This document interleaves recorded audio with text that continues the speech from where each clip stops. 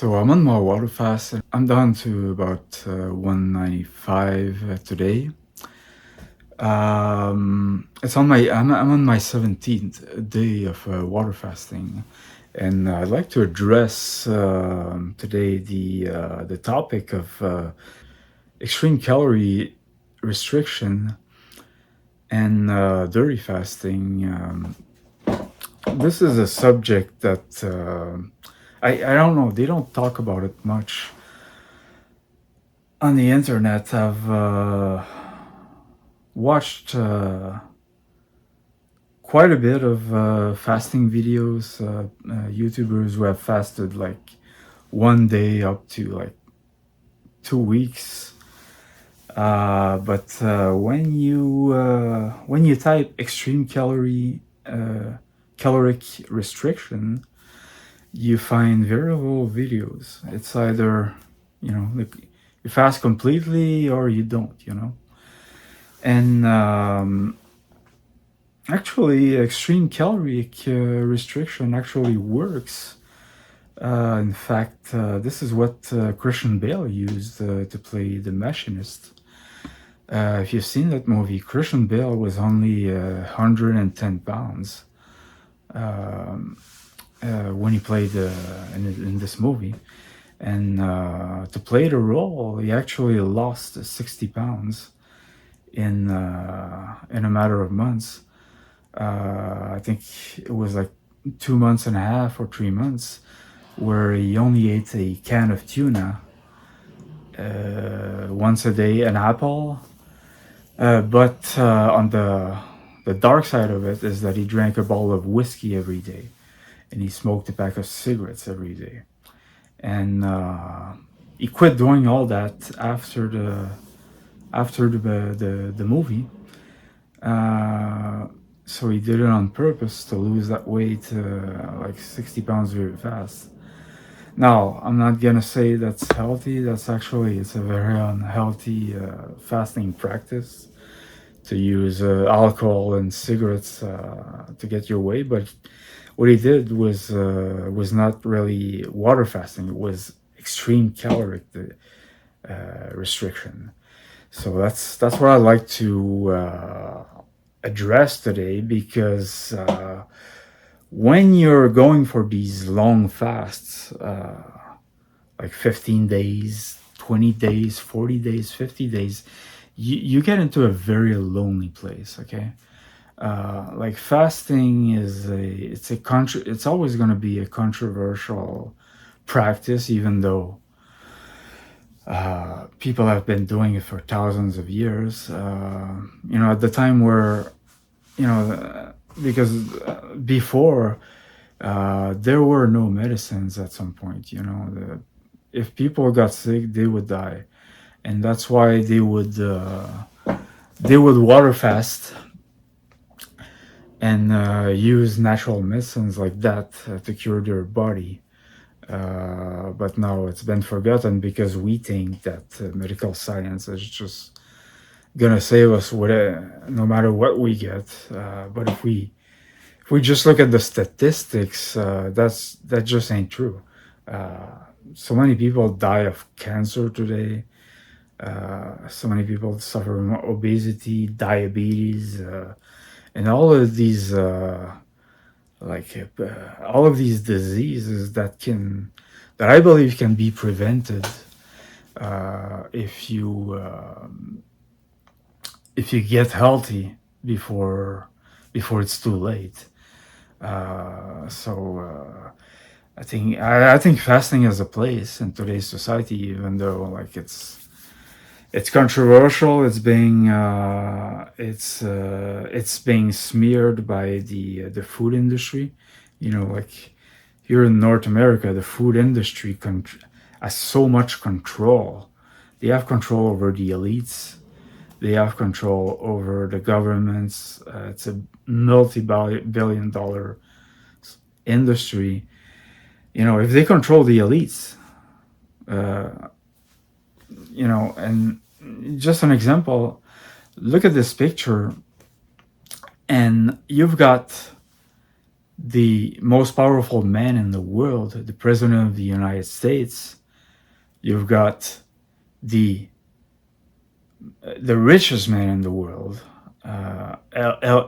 Elon Musk, and then you've got the guy responsible for health.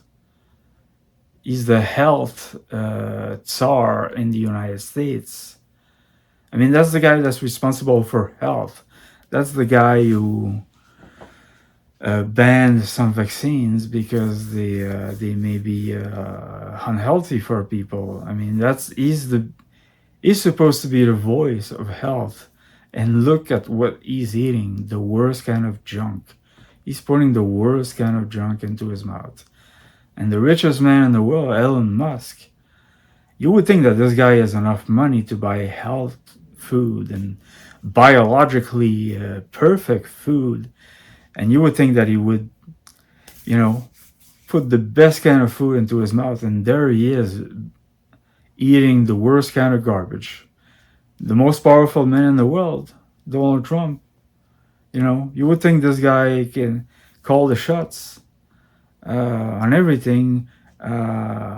He's so powerful, but he himself, like, he's more powerful than any of us. But look, he's putting garbage into his mouth just like the rest of us. So that shows you how powerful the food industry in North America is. They can actually get these three guys to eat their products and promote their products, their crap, to the American people and the rest of the world. So,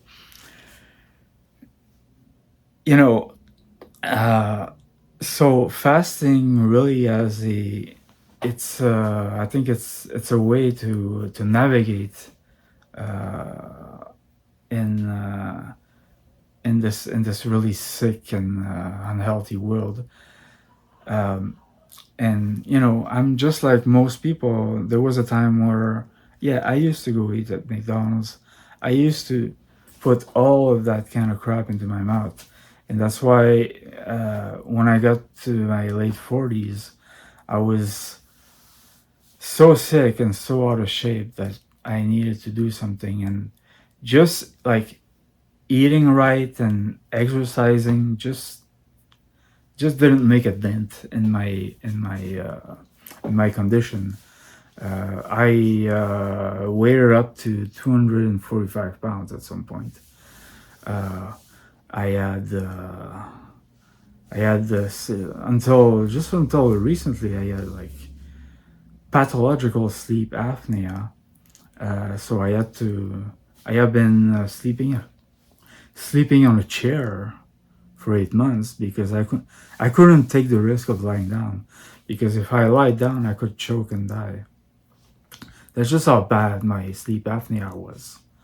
And I'm not even talking about the rest, like my skin condition, which is caused by obesity, erectile dysfunction. Yeah. Maybe that looks kind of funny, maybe that looks like a luxury to be able to, get hard. But when your body is in such a bad shape that you can't even get hard, it affects you psychologically, and it affects your partners. I mean, you have a partner and you can't get hard, she's gonna feel like it's her problem sometimes, so it's a horrible thing to happen to a man, so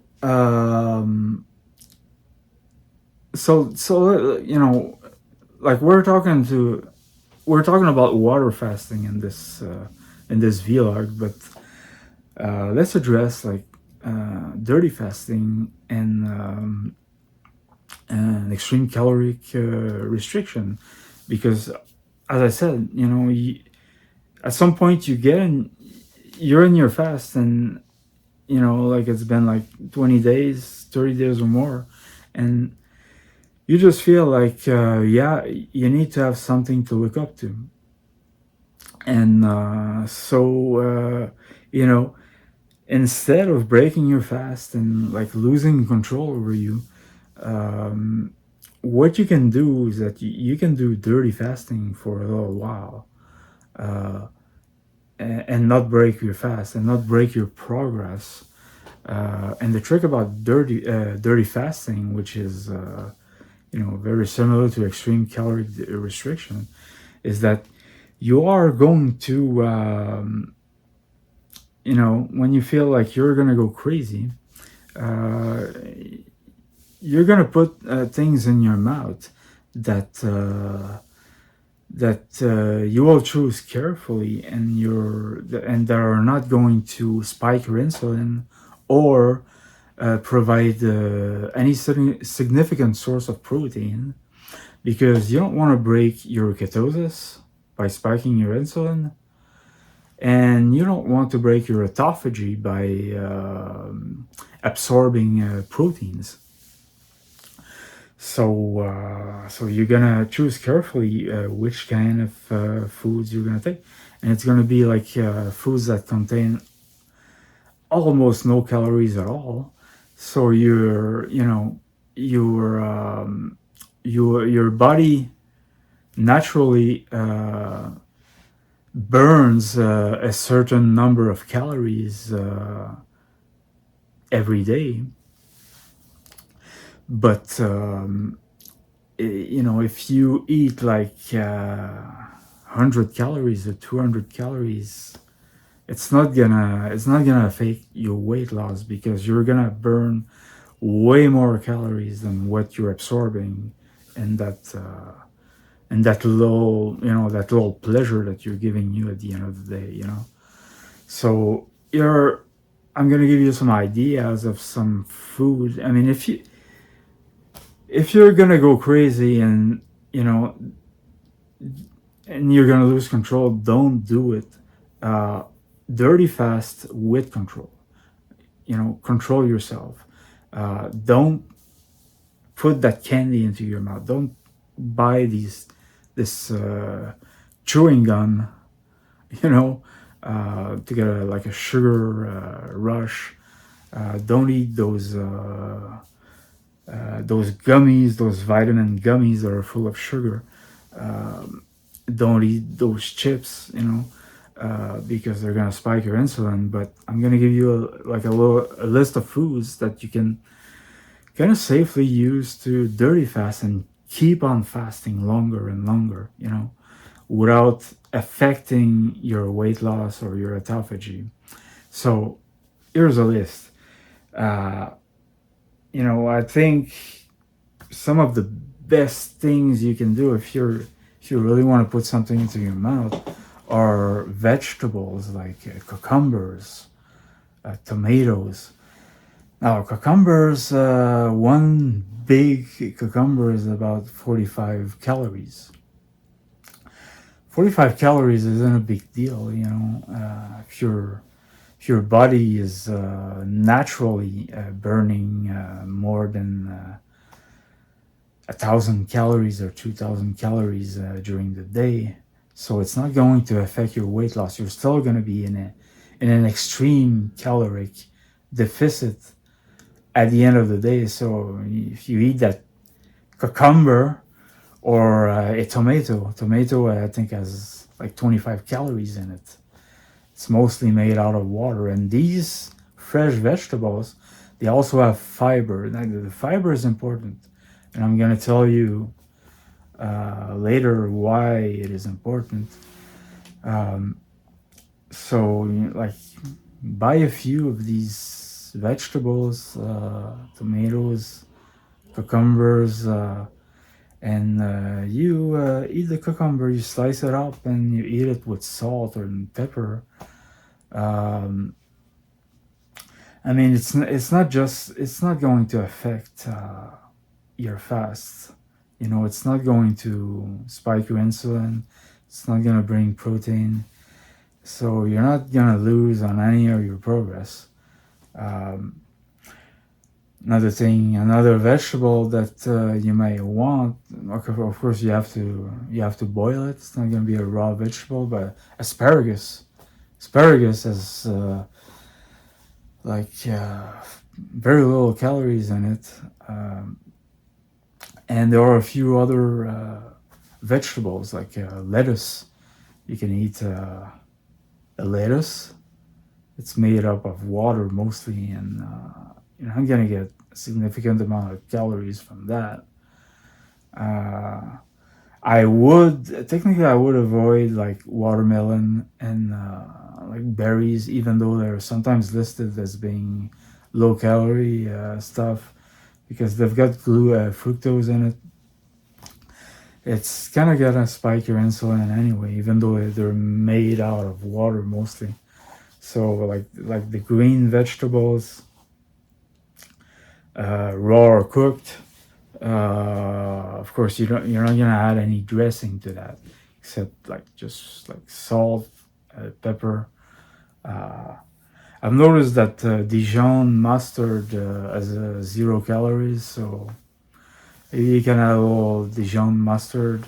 But be careful about the dressing that you put in there. If it's got calories in it, just look at the label. Another kind of food that you can eat is a sauerkraut. I've noticed like sauerkraut, and like, everything tastes as good when you haven't eaten for 20 days. So you might as well take advantage of that. Sauerkraut has almost no calories in it. Um, it's fermented cabbage, but again, look at the label on the nutritional label, because some forms of sauerkraut, they add sugar in it, they add animal products, or you just want the sauerkraut with no added stuff in it, and it's got almost no calories in it. Pickles, a lot of pickles. Look at the label. A lot of pickles have almost no calories in them, like 5 or 10 calories. You can eat a few pickles, and you're always gonna end up with eating less than 100 calories with that little treat.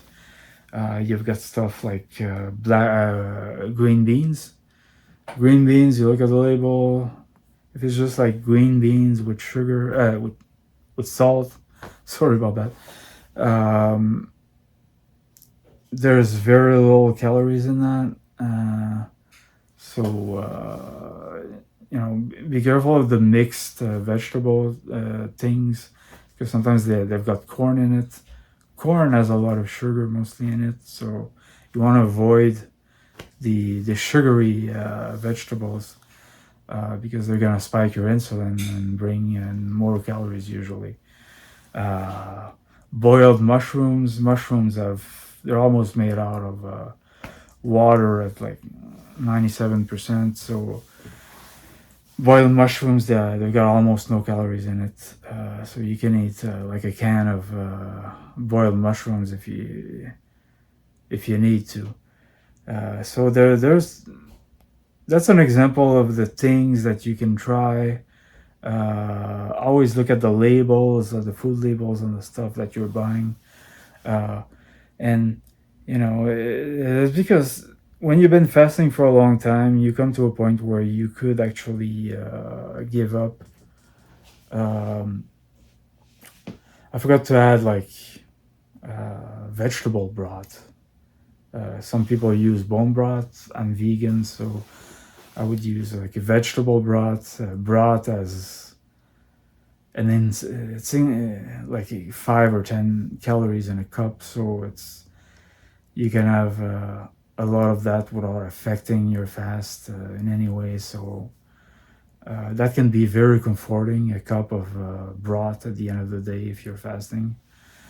And that's because at some point, you've been fasting for a long time, and it comes to the question: I'm gonna give up and fail, or am I gonna get a little bit of comforting snacks like that and keep on going? And I don't see any bad effects from that, except that it may turn on your appetite and make you want to eat more, and then you're at a risk of losing control and eating like a full meal. So you can water fast, but you really need to stay in control. You're only doing the dirty fasting. You're only eating these things that have almost no calories, just to have something for you, but you're still in your fast, you know. uh, and it's, you know, it's sometimes you know, you will eat a bit of these things at in the evening, you know, at night. Wake up the next morning and you seem like, it seems like you're weighing like 1 pound more or 2 pounds more. That's because of the water weight, because you're gonna gain a little bit of water weight from eating these things, but you're not getting any fat from them. So that water weight is gonna flush out during the day, and when you look at the big picture, it's not going to affect your progress. You're still gonna lose weight as time goes on during your fast, and your autophagy is gonna keep going. You're gonna keep making progress and cleaning up your body. So and these things, and why I'm bringing up these things. Uh, Maybe one of the side effects is that when you're not completely fasting during a water fast, sometimes you're gonna have a bowel movement at some point, and it could be like some people have reported having like a painful bowel movement, like something that's really more solid than what they had, you know, when they were like feeding during their feeding time. That's because you're not getting that much fiber, and the food takes more time to go down your intestinal tract. So it your stools become harder, you know. So I don't really have much of an explanation for that,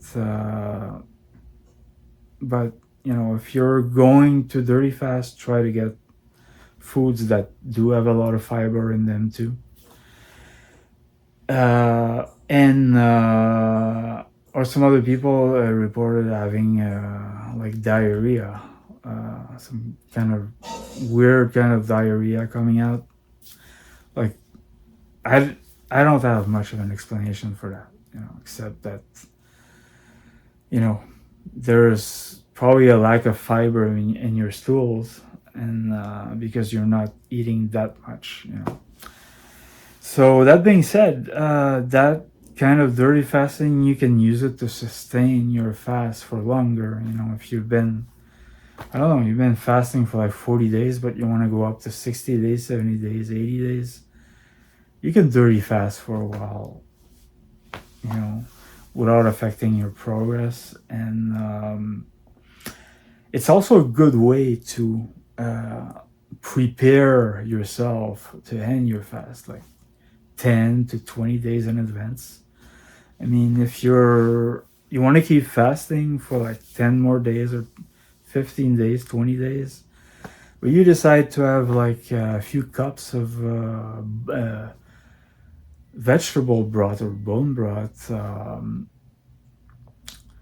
to comfort you and keep you going, uh, and they're like 5 calories a cup, so you could have up to 20 cups of broth every day without really affecting your caloric intake. It's like 100 calories, you know. Um, and you do that every day, it's going to prepare your gut to your eventual refeeding. Let's say like you want to refeed and stop your fast in 10 days. Drink some broth every single day until then.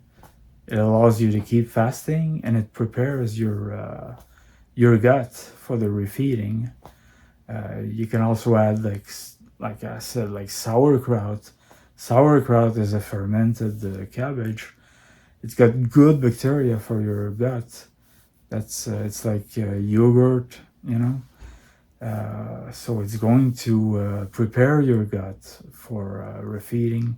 So refeeding is going to be much easier when you get there, and you can add more of that dirty fasting, dirty fasting foods during these 10 days, so that you're almost ready for a full refeed in 10 days. You know, so I think you have to look. It can be a very positive thing. You know, so that's what I think about extreme caloric restriction and dirty fasting.